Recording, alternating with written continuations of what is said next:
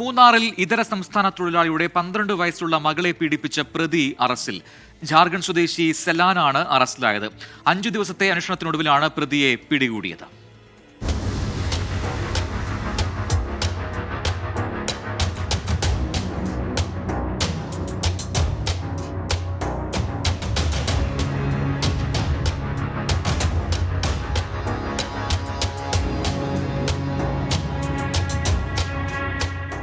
കഴിഞ്ഞ 31-നാണ് 12 വയസ്സുകാരിയെ കാട്ടിലേക്ക് കൂട്ടിക്കൊണ്ടുപോയി ജാർഖണ്ഡ് സ്വദേശി അതിക്രൂരമായി പീഡിപ്പിച്ചത്. പിന്നാലെ തമിഴ്നാട്ടിലേക്ക് കടന്ന പ്രതി സെലനായി മൂന്നാർ പോലീസ് ലുക്കൌട്ട് നോട്ടീസ് പുറപ്പെടുവിച്ചിരുന്നു. ഇന്ന് രാവിലെ 5:30 തേനി ബസ്സിലെത്തിയ സെലനും ഭാര്യയും പോലീസിനെ കണ്ടതോടെ ഇറങ്ങിയോടി. ഇരുവരെയും പിന്തുടർന്നാണ് പ്രത്യേക അന്വേഷണ സംഘം പിടികൂടിയത്.